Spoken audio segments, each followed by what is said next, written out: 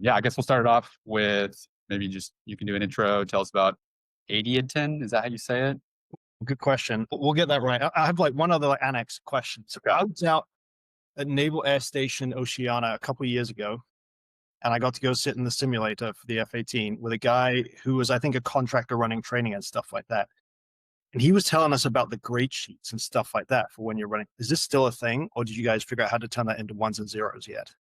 We we have a program. It's called Sharp Shit Hot Yeah, Aviation. yeah, yeah, yeah. We're gonna love shot. Yeah, and we just do the grade sheets. It's all through that. So I don't know if they were doing it paper grade sheets back then, We but was talking like knee boards, pen and paper grade sheets. You land, you go and you hand jam stuff in. Is that still a thing? still a thing. Yeah. Good. We'll reference that one. Okay, so how do you pronounce it? Adyton, Adyton. So it's either like a bad dad joke because you add it onto the enterprise to take it out to the edge, or alternatively, you view this as like when we started the company, we'd gone out to San Francisco to raise venture capital, and we're talking to a bunch of people and like cybersecurity and stuff like that. They told us you got to go build the all-seeing eye, like the oracle that knows everything. And JJ, my co-founder, and I are thinking about this. We're like, well, the DoD loved Greek stuff, so it's got to be Greek themed, right? But the idea of like building the Oracle didn't actually quite resonate. Especially in this time of AI, you can broadly speaking view your LLMs as the Oracle. We thought, hey, there's actually a lot of problems that if you can solve these problems in the DoD, you enable a much faster, more responsive organization. And so the Adyton is the brick wall that surrounds the Oracle in the ancient temple of Delphi. So it sort of spoke to us as like, well, hey, like, let's not build spaceships, let's build spark plugs. And like, if we can solve this simple problem, which is the brick wall, you enable the Oracle to exist. And so that was kind of the inspiration. It's awesome. So then, platform as a whole, you're building the brick wall. What was the first? Hey, here's what we're going after. Well, I guess like kind of to weave it back to kind of how we got started. So I grew up in the UK, started doing technology stuff in the 90s. And this is like, I'm building like network Linux systems with dial-up modems and stuff. I worked in San Francisco in 2000 and 2001 during the dot-com boom as like a precocious 17-year-old intern. I'm writing software to help Windows NT systems communicate securely over dial-up modems with FreeBSD systems so that they could send you spam mail for buying music CDs, if I'm like totally dating myself, and listening to San Francisco Giants radio on AM streaming through Real Player. And then I started at Stanford September 10th, 2001, to study computer science. So of course 9/11 happened, and I knew I needed to be a part of this. And I called the Army and the Navy and the Air Force, and the Army called back first. So I met a guy doing his PhD at Stanford, and he was a special forces guy. And I was like, all right, this seems like the path. So as soon as I graduated from Stanford, I enlisted, went down to boot camp September 2005, like 4 years later, went through special forces training, served on which is where I met my co-founder, JJ, down in the Q course, served on an ODA down in the Southern Philippines, going after bin Laden and some of bin Laden's finance networks. I should be clear. I was not going after bin Laden. Other people that were much larger than me were doing that. But I was going after finance networks as some simple SF guy, right? And I was writing code, gluing together my different data sets because I had like data from the Marines doing like SIGINT stuff. I had like some of the information that I was acquiring locally. I had like geospatial information. I'm writing terrible CGI and SQL scripts to glue this data together to put together pattern of life and targeting overlays. Some guy said you should check out Palantir. I Googled it, saw my computer science TA on the homepage, and then I was home on leave after my third deployment. The guy I was having dinner with, a friend of mine, was like, hey, I'm running the defense business with Doug Philippone. You should come join us. And so I was like, cool. This is the product that solves the problem that I had. I have to go join this company. So I led their business for special operations about 7 years. We built out some pretty amazing products that were deployed in war zones everywhere across the Intel community as well. And really what led us to start Adyton was I tried to deploy the Palantir mobile product numerous times, and it could just never really stick. And when I was in Iraq in 2016, we built out, working with the Navy SEALs running the Siege setup out there, this product called Gaia, which was this really, really rich collaborative targeting capability. So it's like all the satellite imagery and the airstrikes and all this sort of stuff. It's amazing. I actually had some of your brethren from the naval community. Well, the J3 said, hey, this is amazing. I've got all this intelligence data, but can you answer this hard question, which is which of the Iraqi units have pickup trucks that work and can drive to Mosul? And like, who's got oil to lubricate the machine guns? Who's got trained and qualified medics? Pretty sure that's the kind of thing that would sit inside a shop. It trains in training in quals and stuff like that.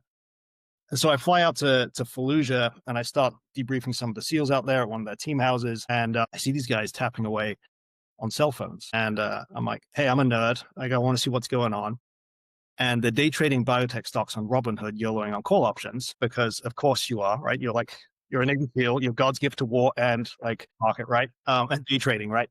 And then anytime it's actually tracking force generation capacity, like your advise and assist mission, logistics or operations or threat reporting or like insider threats or anything like that, it's green notebook and clipboard time, right? And this is because basically at the edge, everyone's still doing things in an analog way. And so I think today we see this as an even more profoundly misaligned structure where we're talking about all this autonomy and the speed with which we can automate decision making and the speed with which we can task assets and effectors and sensors and things like that. But you've got this 2 million person edge workforce that's still operating in analog land. And so there's like this kind of transmission problem, right? Like when you're doing your kneeboards, right? Your ballpoint pen, right? Maybe you got a space pen or something like that in a green notebook. But then we're trying to have these big gonkulators in the sky. And so the fundamental challenge was, well, if you can capture data at the edge, you're going to make much more effective decisions with that gonkulator in the sky. And then the corollary is if you can capture data at the edge, you can also push data to the edge. And it means that your actual human workforce, if we talk about hardware and software, this is the wetware, can actually get much more stuff done. That's awesome. I guess one pushback though is, talking about using the pen and paper, that always works, right? So, Yeah. what are your thoughts on that, on making sure that the electronic interface is always there, always on, and able to be compatible? Yeah, I mean, I think this is kind of the crux of what we set out to solve, right? And so I still use pen and paper. I think writing is thinking. I fundament like this is, and when you need to put a sticky note in front of yourself to keep yourself focused, you need to do that.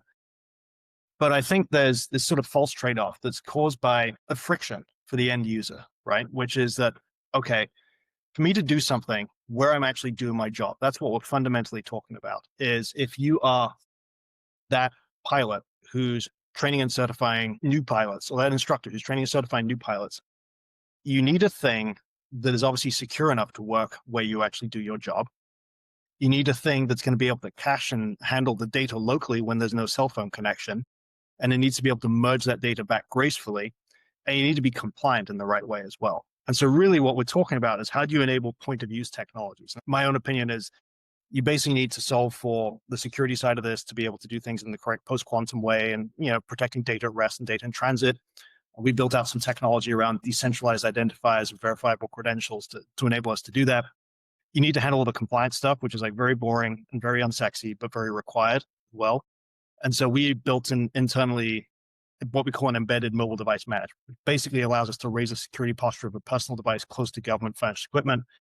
And then you actually have to do the offline stuff really, really well. So the DDoS things, which means like you're caching data locally, you're using a data structure that allows the data to merge back together. And so then the end effect of that, for an example, is work with a lot of Army Special Forces units. They have to keep track of all their stuff. When they prep for deployment, they need to say this stuff is going, this stuff is staying, this stuff is broken. And so what they're able to do is using their own cell phones or government issued devices, basically have a collaborative data driven experience, which is much, much, much faster than the pen and paper experience. Because your pen and paper status quo is, let me get a printout from an enterprise property system that was probably built 20 years ago. It's going to turn it into like a 50-page PDF, and I'm going to walk around red pen, green pen, circle some things and try and ask people some questions. We just turn that into a collaborative multiplayer data set directly on the mobile device.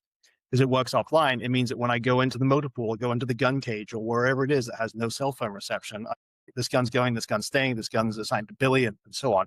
So we can basically take like hundreds of hours of labor with pen and paper and turn it into minutes and hours in ones and zero land, which means we then get a structured data feed on the backside. It's this very simple kind of premise of like you save time for the warfighter and you make data for the enterprise. I like that idea, save time for the warfighter. But I think sometimes the senior leader doesn't really care about saving time for the warfighter because it's not necessarily saving time for them. They just want to see the end result, which is everything's green. So how are you guys kind of tackling that problem too?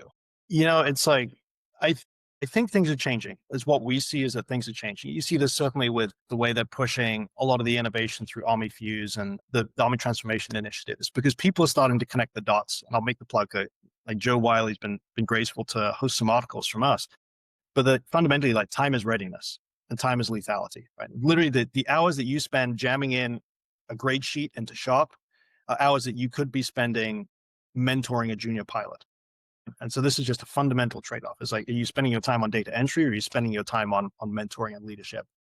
And then likewise, for the Army guys, when they're doing their inventories, right? This is a mandatory monthly thing that is literally time they could be spending at the range instead. So there's this like fundamental trade-off between time and readiness or time and lethality. And I think the institutional as a broader whole is starting to get closer to that. I think, look, like there's a guy called Theo Lipsky who wrote a really good report. And I remember when he published this, I thought, man, this is amazing that an Army captain was bold enough to do this. But basically, he talks about the incentive structure and how they're gaming the system. Because basically, the incentives say, I want to have as many green vehicles or green aircraft as possible or green troops as possible. So I'm going to slide all my spare parts requests under this other airframe or this other platform so that it keeps the other ones looking clean. And this is the only dirty one. And so I think the organization, the institution is certainly wisening up to like, you actually have to get the incentives correct inside this, and correct information is much more important than the information that we want to hear.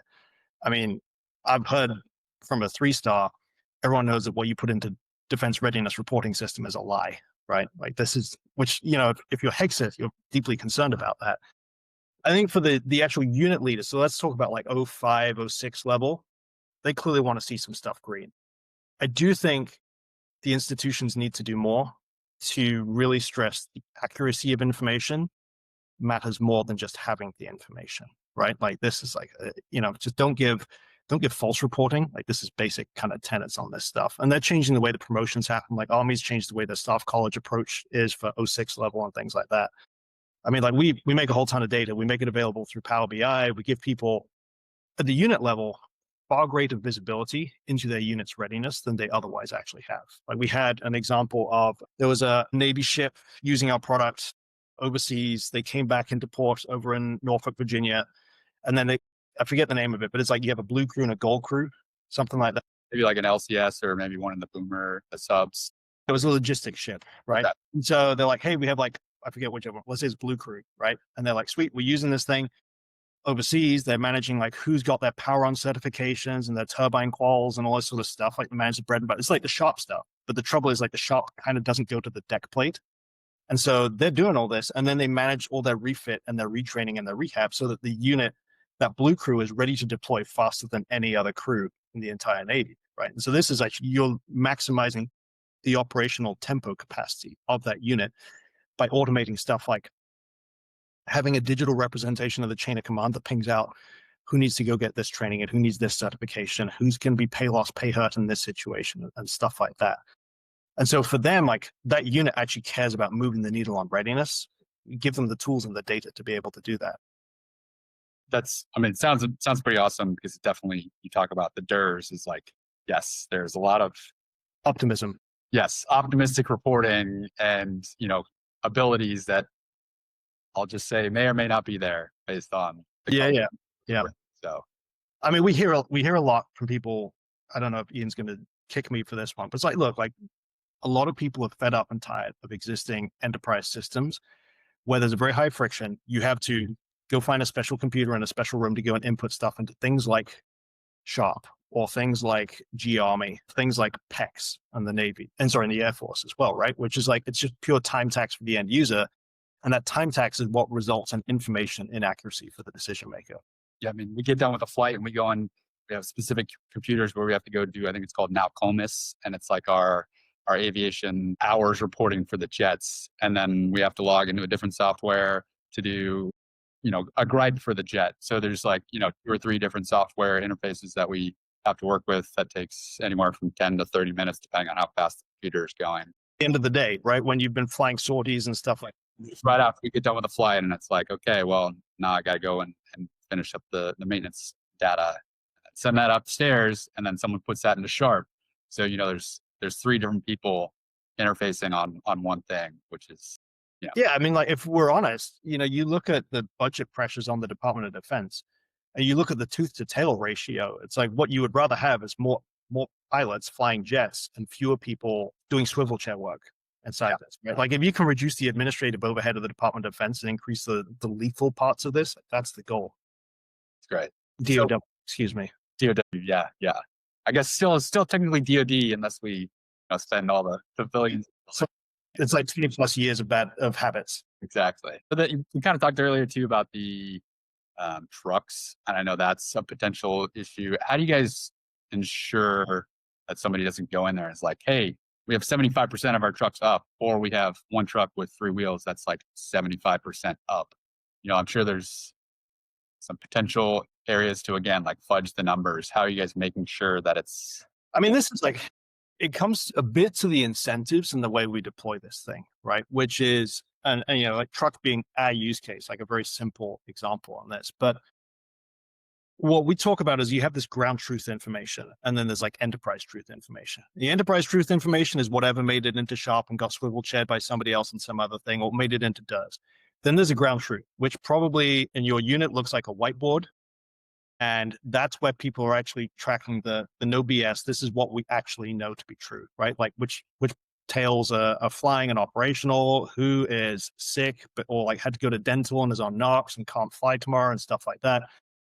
That's where your ground truth is. And so what we've done is give a tool to the end user that enables them to express their ground truth on a day-to-day, whether that is like personnel quals and certifications or logistics or maintenance or anything like that. Like we've got some folks on the naval aviation side, Mach 2.0, does that ring a bell? Whatever. Some folks that are using this to help accelerate their maintenance, right? They're disseminating like different instructions and guidance and policies and coordinating shifts and stuff like that. It's like, because we've actually digitized the ground truth and helped those units operate faster, what we've seen is a couple of kind of corollaries. So one is obviously you get more accurate information in ones and zeros. You get it much more quickly, which is going to mean that any decisions you make, which that unit is incentivized to make the best decisions, because you guys want to hit your flying hours program, you want to hit your student output program, you care about meeting mission. And so this is a thing that helps you actually meet your mission. Corollary is you get higher quality information out the backside of that as well. A trivial kind of example is we had another Navy unit that had been using this. And so they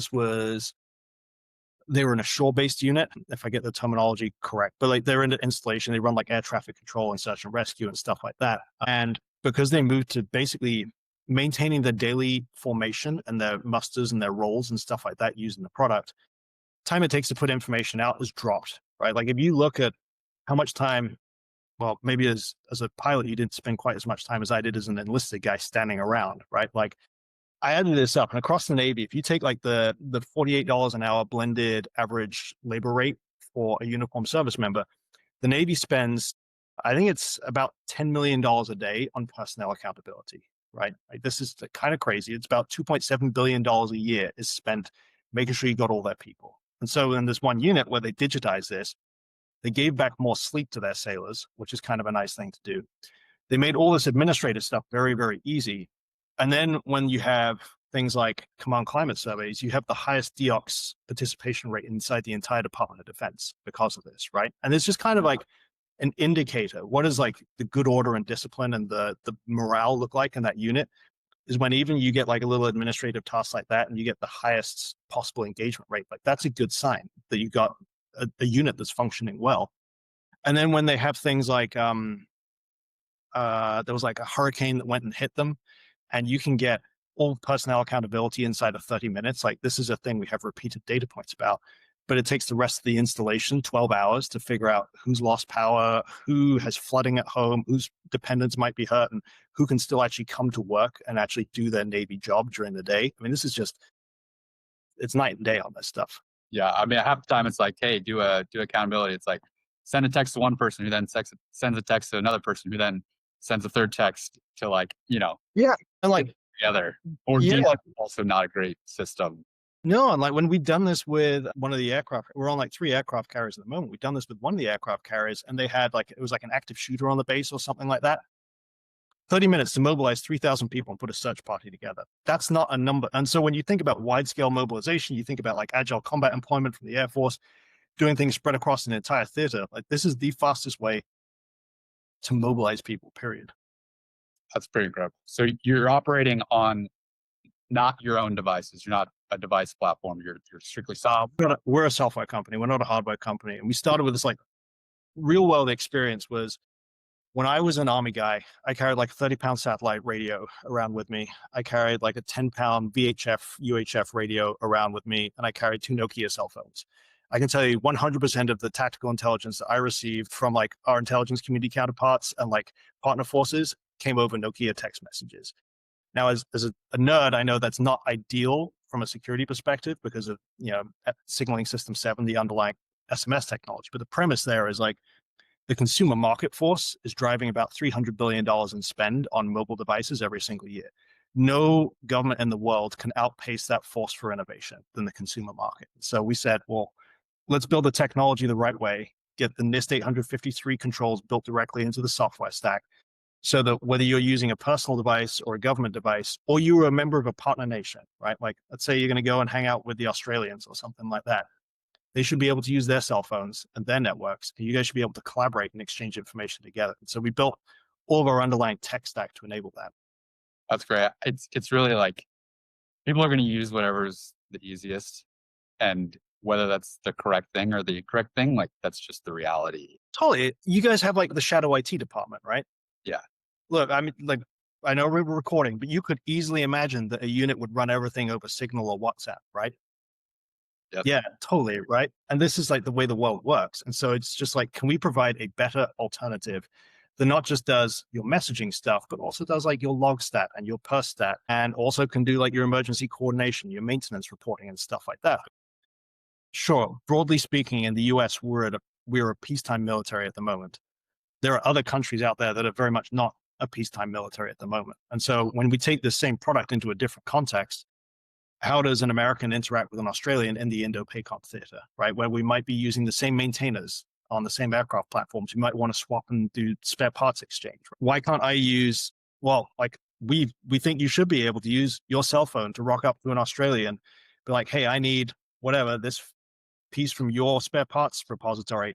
Let me do a cryptographic handshake peer-to-peer from my phone to your phone, prove who I am. Basically, we took like a bunch of the blockchain technologies and we borrowed it. I can present a verified credential, which is a bunch of cryptographic attestation saying like, I'm an American, I have a top secret clearance, I'm assigned to this unit, right? And I can provide that to you. And I would say, hey, I've got permission to borrow parts from you. Complete disconnection with the edge. You could be like, yep, let's have a secure transaction. That's awesome. I think everyone talks about blockchain, just for Bitcoin, but in terms of that, like peer-to-peer interaction, that is, to me, it seems like the place to use it really. And if you could leverage that, it makes so much sense for the DoD. I mean, this is like, it comes down to like a bit of like the trust stuff, right? Because like, we know you're in the DoD because you've got a CAT card. Well, like the Brits have a different system and the Australians have a different system. And if you go and you land a plane in the Philippines, right, the Filipinos don't have CAT cards or anything like that. But the kind of the premise from like the, and I'm not like a crypto person at all. Like I don't own an NFT or anything like that. And I've been to Miami, but like I'm not part of the scene. The basic premise there was like, how can I prove identity and prove control or authority over a thing using math? And that's what we said. This is the thing you need to be able to bring, because how can I enable an American and a Filipino to have a shared and trusted interaction when that Filipino doesn't have a .mil email address? And then there's blockchain. It's like, just do it, make it happen. It's easy. Yeah, exactly. Yeah. I want to maybe shift gears then a little bit. I saw Cyber Phase 3, right? Is that with the Navy? Yeah, we did a phase 3. So the Air Force kind of started the work, and then the Navy picked up on that. So we did signed a $7 million contract with the Navy this year with your friends in Naval Aviation, which was building on that prior civil work with the Air Force through Attack Fight. So what other, besides Navy, Air Force, you guys, Army, Coast Guard, you maybe just talk about your kind of integrations right now across the DoD. Yeah, we got like probably a dozen or so units across the Air Force, mostly in airframes and mobility. So like cargo planes, because you have this kind of like complex crew complement that has to come together to put a plane in the sky. And we saw some really nice anecdotes as, we started that materiel surge to support the Ukrainians. We saw units using our product to say, hey, ping an entire 1,000 people on a wing and say, hey, the existing enterprise system does not track who speaks what languages unless you're in a linguist billet. I don't care if you're a mechanic or a crew chief or a security forces person who speaks Polish or German or Ukrainian, because we want you as part of our flyaway package to go do liaison stuff, things like that. So they use our product to map that out inside them and like really identify hidden talent inside there. We're in all 7 Army Special Forces groups with a bunch of different SF teams sprinkled across these things. They're doing everything from managing CONUS and no CONUS deployments, property books, like automating their customs paperwork and documentation, which is like just an annoying tax, like cost of doing business. But also it means that the data they're generating inside this is much more high resolution than the enterprise system. So for example, the enterprise system will tell you like this machine gun is assigned to this unit. Because of the way the SF guys are using this, they'll be like, this machine gun is assigned to this soldier in this squad and this platoon inside this unit. It is currently located in this country. It's been used this many times. It's missing 2 spare barrels and 1 traversing in elevation, as well as the Mystery Ranch backpack. And so don't bother spending money on the Mystery Ranch backpack with your own M dollars, because somebody always steals it. We don't need it. But we do need another traversing in elevation, because if we lose 1 more, then this gun goes down. But there's a spare 1 over assigned to this unit, so we could do a spare parts exchange there. So it's like generating much more high frequency, high resolution data.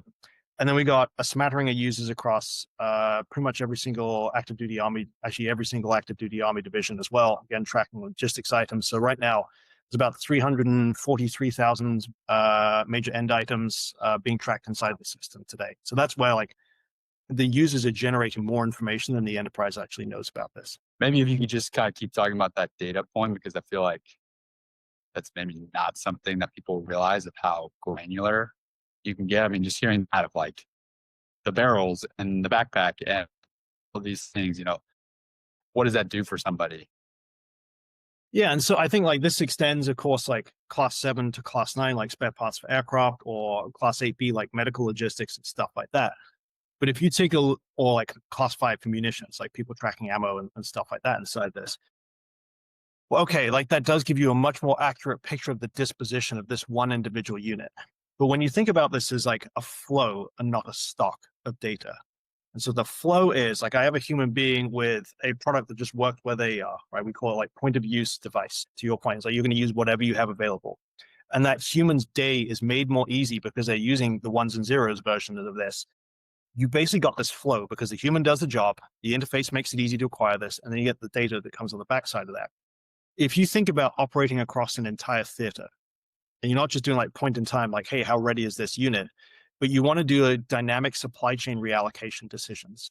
You can do that. So you can say, hey, this unit's lost this thing, or this unit has expended, let's take a HIMARS battery, right? We work with a bunch of air defense units. We've got like just about every type of unit under the sun. If a HIMARS battery goes down, they're not going to be able to deplete munitions at the exact same rate. So what you might do is choose to reallocate. So take that event-driven feed and say, hey, like this battery's gone down. We need this many spare parts. You're going to choose to reallocate all the munitions to another location and build up a proactive stockpile of HIMARS rounds in that one area, which means that you no longer need the same like airflow density to be able to support that. And you've basically opened up an option to choose instead to just redirect spare parts to that initial HIMARS battery and then backfill them on munitions later on, right? So it enables essentially, like we talk about this autonomous decision making. We partnered with some companies on this where it's like, hey, look, like we can provide ground truth at a far faster pace. And so it's like, yeah, it's like for my soul, I want to make the life easier for the end user. But for national security, this becomes a question of basically how do you make that OODA loop shorter? And how do you make that D more accurate? I think that right there is like exactly what I was looking to hear, because I've written about the logistics issues. It took like 74 C somethings to get the Patriot battery to the Middle East, right? And like, so now we talk about going in the Indo-Pacific, thousands of islands, thousands of miles apart. Having that data stream that you just talked about could like potentially change the game. Yeah, especially when you're talking like a 14-hour lag time to move a thing, Yeah, right? exactly. It's like people need to realize that just because you have parts somewhere doesn't mean that we have parts in the right place. Yeah, So and like you get like good visibility to a depot, generally speaking, depending on who runs the depot.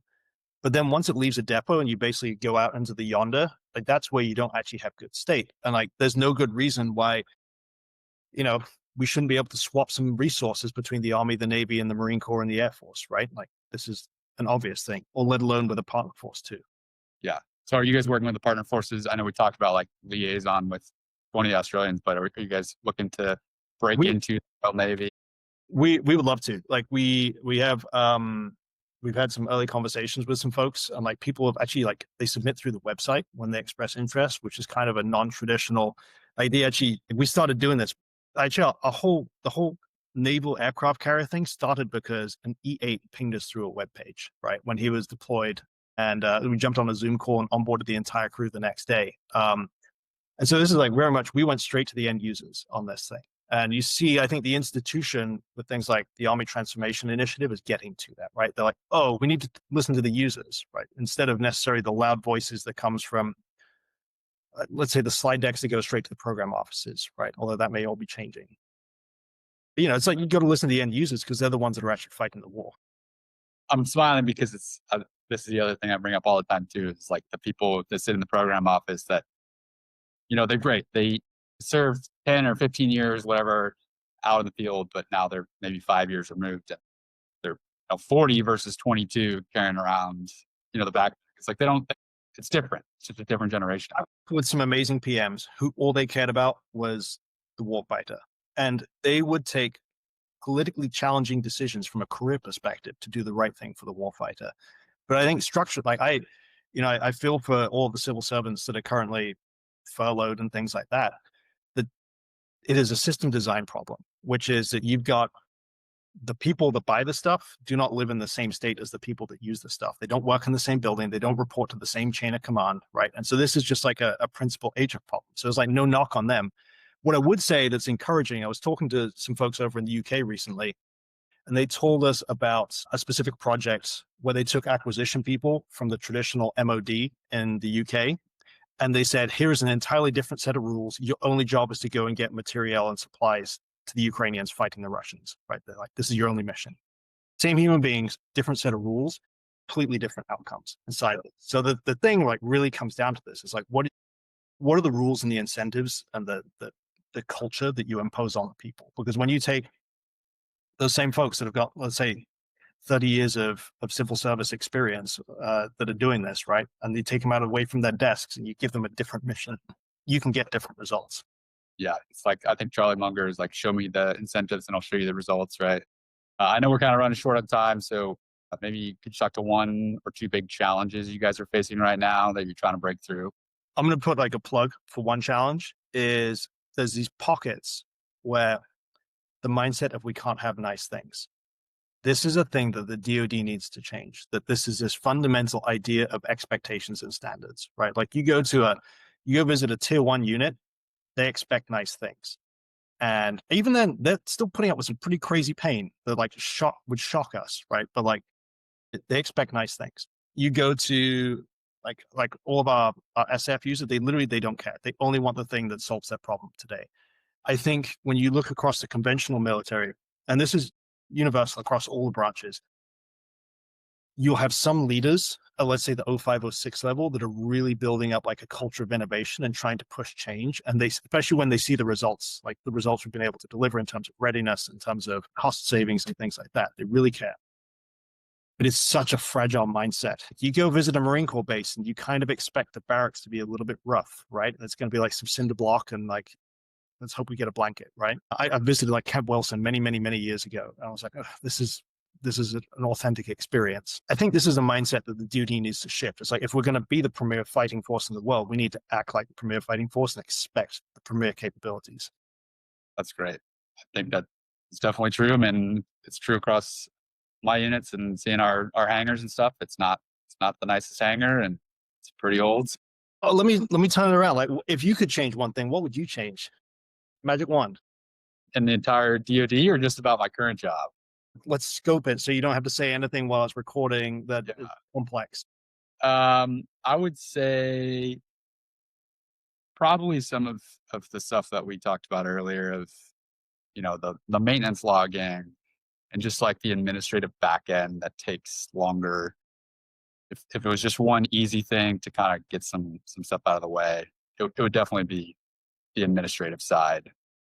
Yeah, it's like spend more time flying planes and thinking about flying More planes. time flying planes, less time trying to load a card or, load up sharp and put the Yeah. trigger. So yeah, the simple answer. Yeah, that's a thing. It's the thing that I think the DoD needs to look at is like this is a very real opportunity to have an asymmetric impact, right? Like you talk about like the human brain is optimized for efficiency in this, right? And so like we've got 2 million brains out there that are interacting the world and the senses and things like that. You know, it's fantastic. We need to make the investment in AI that we are, but we also need to make the investment in the humans as well. And like when we look at there's these absurd problems. So we've been doing a bit of discovery with some folks in the army, and we're looking at this one process. It's like a building off of our logistics product. But like we've already automated the paperwork for like inventories and asset management and commanders memos and cyclics and SIs. We'll just generate this other PDF. By doing this, we can eliminate $150 million of unnecessary paperwork and shipping fees that they're paying every single year. And like you map that out across the DoD, we estimate this is about $500 million in defense budget savings annually just by introducing a piece of software and changing a couple of policies. And when I saw like, you know, Pete Hegseth, they'd said, hey, we're going to do some acquisition reform. We'll do creative contracts that allow, you know, better upside and stuff like that. I'm like, great. You give us 10% of the savings. We'll go deliver $500 million worth of savings to the DoD, right? And like the speed to delivery on this stuff, you know, it's like we're not trying to invent a thing that flies. Hey, like we routinely roll this out to a unit in 30 minutes. And so you want to go and achieve $150 million worth of savings in the Army budget every single year. We can go and deliver that in 6 months. Like this is not a difficult thing. We'll take 10%. Thank you very much. Yeah, that's awesome. So it sounds like that's kind of the way forward, but it's, you know, the next 2 to 5 years, what do you guys?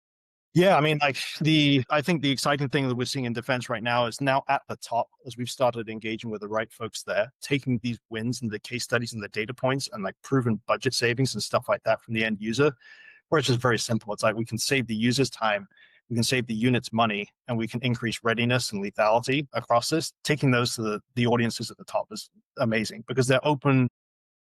You know, Dan Driscoll said, you know, the Army's open for business. I would say it's like they're open to the conversation far more so than ever in the past. And they got some very forward-leaning people there. My ultimate quest here is, having grown up in the UK, is I want this deployed across all the US and our allies. I think our ability to deter conflict in the Pacific region hinges on our ability to have an effective cooperation fabric with the Japanese, with the Koreans, with the Thais, with the Filipinos, the Australians, the Brits, the Canadians, so on, right? Like everyone under the sun that's on the side of freedom, basically. Okay, that's, I think, a great place to end it. Is keep everyone on the side of freedom and get them together. Great. We'll start a team. We'll get t-shirts made. There you go. That's awesome. Well, James, appreciate the time. Carl, it's a pleasure, man.